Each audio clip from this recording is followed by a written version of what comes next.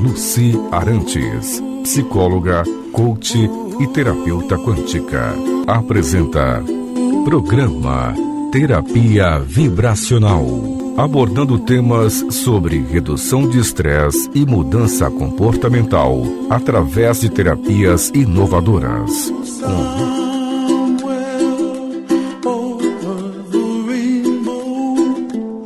Boa tarde, é muito bom estar aqui novamente com vocês nessa terça, podendo falar de uma terapia super inovadora que é o biofeedback, um tipo de correção eletromagnética, onde é feito através de um equipamento, onde a gente conecta sensores nos pulsos, tornozelos e nos pés. A gente consegue identificar problemas que possam estar ocorrendo no campo físico, mental, emocional e energético. Às vezes consegue captar ainda problemas que a gente não sabe que tem e acaba descobrindo depois.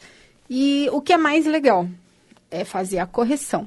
Então, a gente consegue reenviar uma outra frequência de onda elétrica para o corpo da pessoa.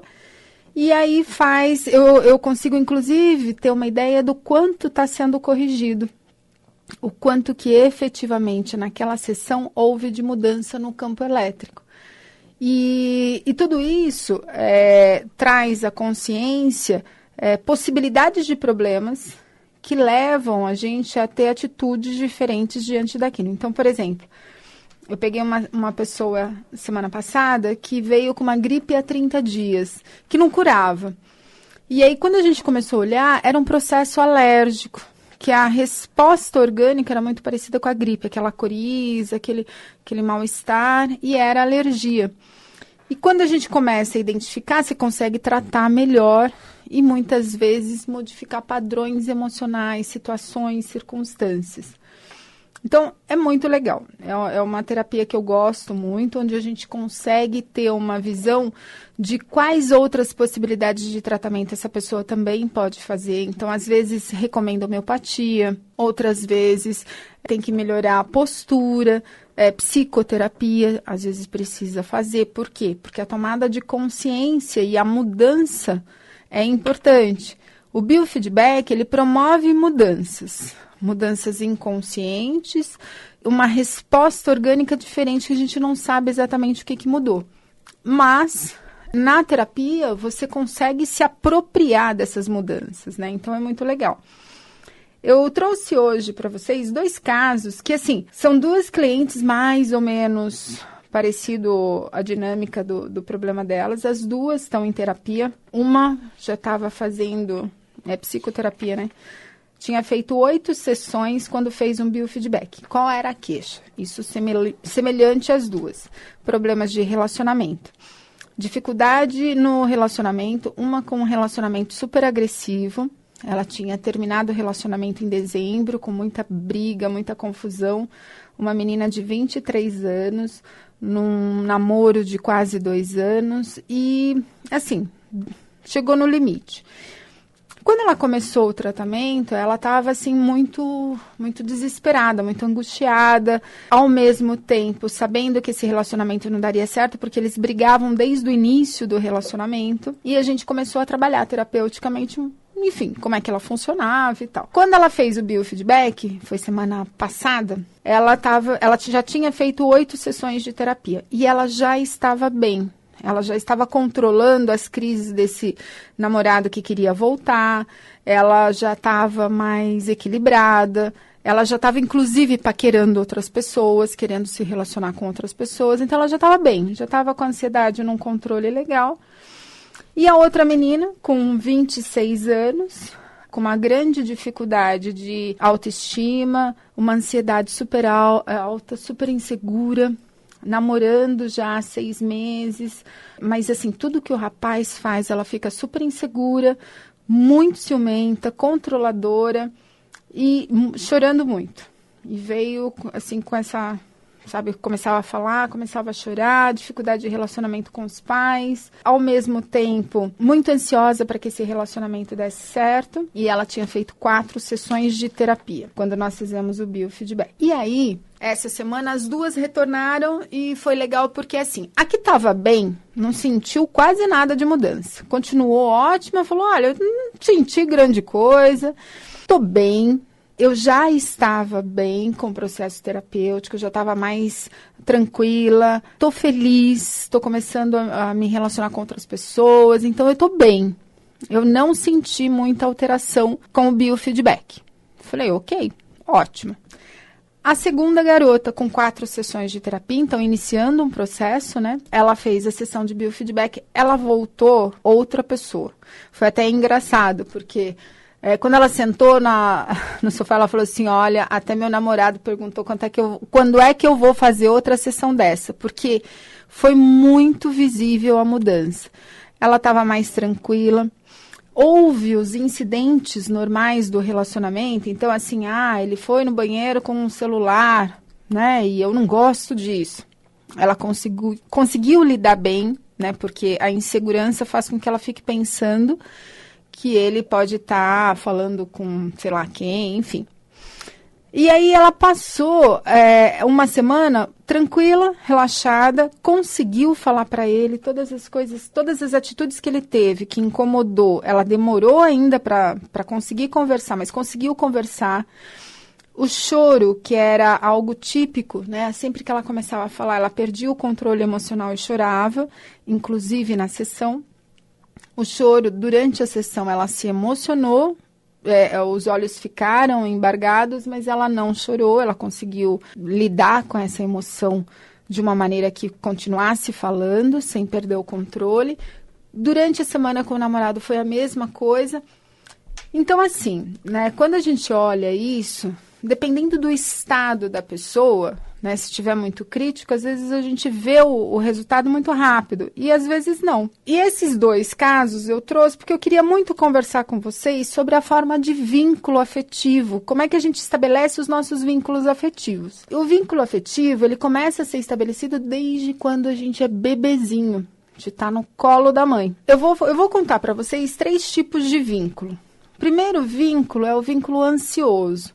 Um bebê ansioso, quando a mãe se afasta, quando a mãe sai de perto, ele fica agitado, ele fica bravo, ele começa a chorar, fica muito angustiado. Quando a mãe volta, o que acontece? Ele fica feliz porque ela voltou, né? Mas ao mesmo tempo ele fica bravo. É uma criança que demora um pouco mais de tempo para ela se acalmar. E, ao mesmo tempo, ela se acalma, na sequência ela fica agitada de novo. Sabe o bebê que abraça a mãe quando vê a mãe, mas, ao mesmo tempo, empurra a mãe? É aquele bebê que fica feliz, mas também fica bravo. Fica feliz porque a mãe voltou e bravo porque a mãe deixou ele. E, normalmente, chora bastante. O outro tipo de vínculo que a gente estabelece, a gente chama de evitante. Então, por exemplo, a mãe está com o bebê na sala. Quando a mãe sai, fica longe desse bebê, do campo de visão dele, normalmente é uma criança que parece estar indiferente. A mãe saiu, ele não demonstra reação, ele continua brincando como se nada tivesse acontecido. Só que vários pesquisadores repetiram essas experiências e descobriram o seguinte, que mesmo o bebê não demonstrando nenhuma emoção com a distância da mãe, o batimento cardíaco aumenta e o nível de cortisol também. O nível de cortisol é um hormônio que está relacionado ao estresse. E aí o que acontece? Você percebia que a criança ficava estressada, mas não demonstrava emocionalmente. E o outro perfil é o seguro. Como que funciona, né? A mãe está com o bebê, quando a mãe se distancia do bebê, sai do campo de visão da criança, ela fica agitada, chora, fica triste. Quando a mãe volta, aí sim, aí ela fica tranquila, abraça a mãe e rapidamente ela se sente segura e fica calma, retoma a brincadeira, fica segura. A gente chama de um apego seguro. Por que eu estou falando isso para vocês? Porque essa é a base das nossas relações, dos nossos vínculos afetivos. Eu falei de 2 pessoas com problemas de relacionamento E uma das coisas que a gente olha é o vínculo, é como é que a gente se prende ao outro. Vou falar um pouquinho do perfil de cada um, do que é uma pessoa com vínculo evitante, uma pessoa com vínculo seguro e como que é uma pessoa com vínculo ansioso. Então, assim, ó, a pessoa que estabelece um vínculo evitante, normalmente é uma pessoa que manda mensagens contraditórias. Então, são pessoas que o que acontece? Você tá namorando, é aquele que não assume o namoro, diz que não tá namorando, mas também não vai embora, entendeu? Ele fica lá, ele te vê todo dia, ele te liga, ele mantém todo um contato.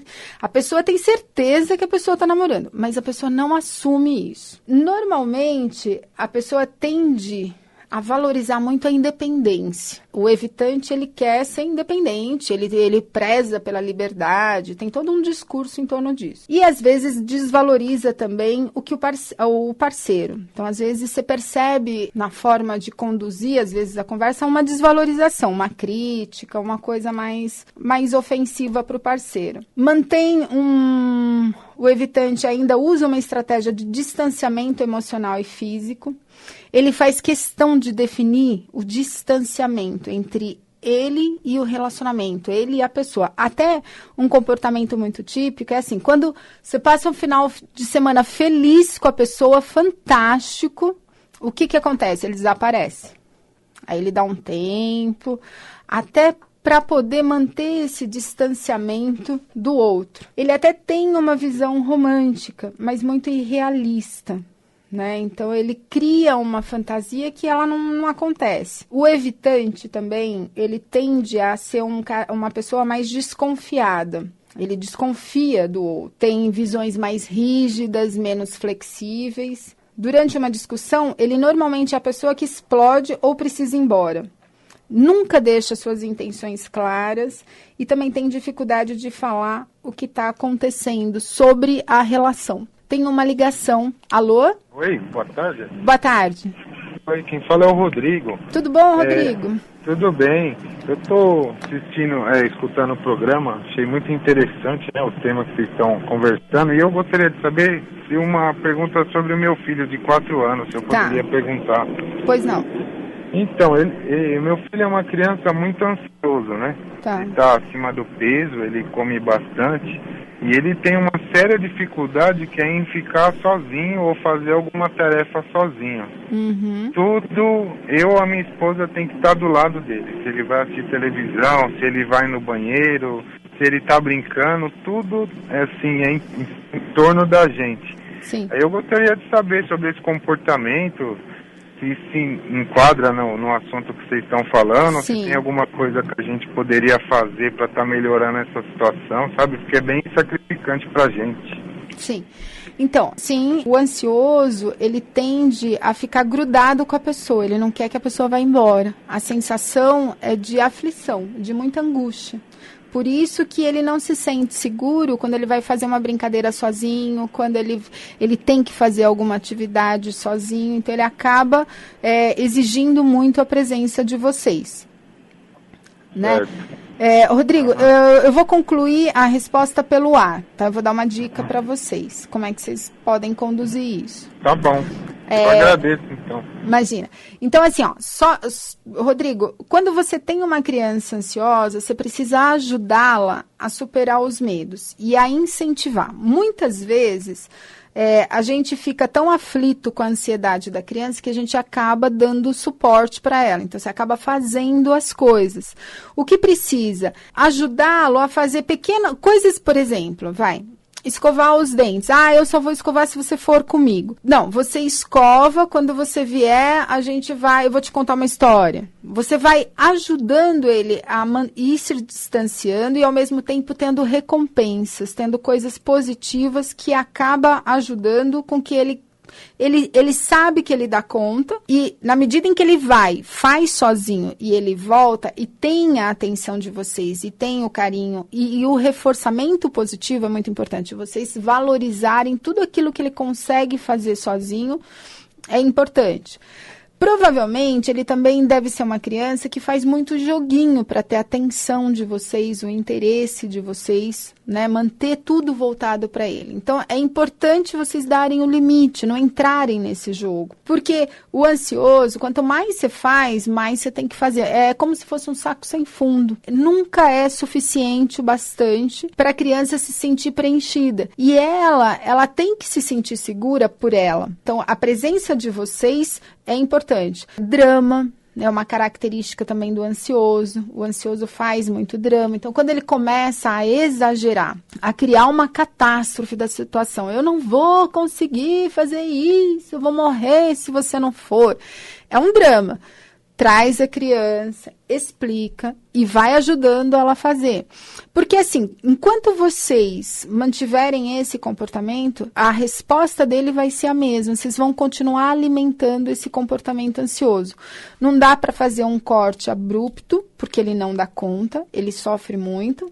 Mas vocês podem, passo a passo, ir ajudando ele a ir retomando a sua autoconfiança, conquistando as coisas, e aí vocês vão valorizando. Uma coisa que seria legal, orientação de pais. É bem legal, eu acho que isso pode ajudá-los a entender melhor qual é a dinâmica de funcionamento tua, porque assim, você tem uma forma de apego e a tua esposa outra. O teu filho outro. Então, por exemplo, se você é tão ansioso quanto ele, quando ele demonstra essa insegurança, você corre para suprir, ou ela. Quando a gente entende isso, a gente consegue lidar melhor. Então, muitas coisas que a gente faz é porque a gente também não aguenta essa angústia. E aí você acaba correndo para dar suporte para o teu filho. Então, é importante entender como que vocês dois funcionam e, a partir daí, poder dar o suporte para ele. Então, uma orientação de pais eu acho que é bem legal e pode ajudá-los bastante. Continuando, aliás, no perfil ansioso. Então, eu estava falando normalmente a pessoa ansiosa, ela é dramática, ela tem uma preocupação muito grande com o relacionamento. O relacionamento é a coisa mais importante da vida dela. Muitas vezes, ela deixa até de pensar em outra coisa. Às vezes, profissionalmente, abre mão do trabalho ou acaba procrastinando em função do relacionamento. Tem medo de pequenos atos, às vezes, que pode arruinar esse relacionamento. Ela acha que ela pode estragar o relacionamento de alguma forma. Então, isso também é muito difícil, porque fica muito culpada. Se eu tivesse dito, se eu tivesse feito, isso também é muito ruim. Cadê? Que mais? Faz joguinhos, né? Eu já tinha falado da criança, normalmente faz joguinho para manter a atenção. Tem dificuldade de explicar o que está incomodando. Normalmente, são pessoas que esperam que a gente adivinhe o que está acontecendo com elas. É muito, uma coisa muito típica. Normalmente é muito insegura, se preocupa muito com rejeição, se sente muito rejeitada, é infeliz quando não está num relacionamento, você percebe que a pessoa sofre muito. Em contrapartida, quando a gente estabelece um vínculo seguro, normalmente a pessoa é mais confiável, é mais consistente, é uma pessoa que toma decisão junto com o parceiro. Então, quando vai fazer alguma coisa, senta, conversa, é uma pessoa flexível, tende a ter jogo de cintura, se adaptar a novas situações, se comunica muito bem, não tem dificuldade de falar sobre o relacionamento, sobre as coisas que estão incomodando, consegue chegar normalmente a um acordo. Então, é uma pessoa que cede, é uma pessoa que consegue estabelecer uma forma que fique bom para os dois, parte de um pressuposto que tem que ser bom para os dois. Não tem medo do compromisso e da dependência, de se tornar dependente do outro. Não considera um relacionamento como algo que requer esforço. O relacionamento flui, é tranquilo. Cria proximidade, com mais proximidade. Apresenta amigos e família logo no início do relacionamento. Também não gosta de jogos de manipulação e expressa com naturalidade o sentimento. Esse é o tipo seguro. Então, quando a gente está falando de uma pessoa que é mais segura, é uma pessoa que normalmente são aqueles que equilibram o conflito, que quando tem alguma briga, é ele que entra, são essas pessoas que entram para fazer o meio termo, achar um jeito bom para todo mundo. São pessoas que estão sempre buscando alternativas para a relação ficar boa. E o que é legal, né, nesse caso, é que diante de uma ameaça, diante de uma situação de risco de perder o relacionamento, eles não ficam desesperados. Então, o ansioso, ele fica aflito e o evitante se fecha. Então, num relacionamento com o evitante, quando há um risco da relação, ele se cala, não fala mais nada. O ansioso fica aflito, começa a chorar, tenta reverter a situação. E o seguro, ele tenta conversar. Então, também é outra forma de você tentar. O ansioso também é uma pessoa, como que eu posso dizer? É uma pessoa que acredita que está feliz. É aquele que o relacionamento está uma droga, mas ele acha que é assim mesmo. Então, ou a pessoa vai melhorar, ou vida de casal é sempre conflitante mesmo, e tudo bem. E aí o ansioso, ele tende a manter por mais tempo uma relação que não está muito legal. O ansioso também tende a superestimar as qualidades do parceiro, em contrapartida, subestima as suas, se deprecia. Então, isso também não é legal. É uma pessoa, o ansioso, normalmente sensível. Ele capta facilmente como que o outro tá, se o outro tá bem, se o outro... emocionalmente, né? A expressão, a sensibilidade, ele tem muita facilidade para captar a sensibilidade do outro. Como é que o outro está se sentindo? Já o evitante, não. O evitante, ele é uma pessoa que, às vezes, você está junto com ele, mas a cabeça dele está em outro lugar. Você percebe que ele se ausenta da situação. O evitante é uma pessoa que normalmente não faz planos para o futuro, não planeja, não é uma pessoa que constrói uma história. Normalmente mantém segredos, deixa coisas meio vagas, não deixa claro. Ele tem que ter a sensação da liberdade dele, da independência dele. Então, assim, eu tenho formas de vínculo que eu estabeleço afetivamente com as pessoas. Esses vínculos, eles vão ter facilidades ou dificuldades dependendo da outra pessoa, como é que a outra pessoa estabelece também esses vínculos. Na medida em que a gente vai se relacionando e que a emoção vai ficando mais forte, tanto um quanto o outro, por exemplo, às vezes um medo que eu tenho pode ser algo que desperte no outro um distanciamento. E é isso que a gente precisa entender. São esses vínculos também que muitas vezes na hora do luto também é difícil se despedir, deixar o outro partir, aceitar a morte, aceitar uma mudança na vida. Então, esses vínculos também fazem parte desse momento de mudança da vida. Eles são construídos a partir, né, do nosso nascimento. Depende também da criança, também dos pais. Não é um vínculo que é formado a partir dos pais exclusivamente. Tem bebês que, por exemplo, choram insanamente e tem outros que não. Ficam com fome, se a mãe não vai lá dar comida, não come, porque não chora. Bom, o que eu queria mostrar para vocês é que a partir desses vínculos é que as nossas relações podem ou não dar certo. E a gente tem que estar atento a isso.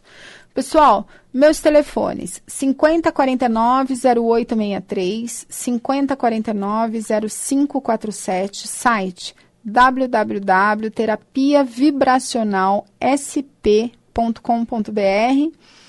E agradeço muito a atenção de vocês. Até semana que vem. Um grande abraço.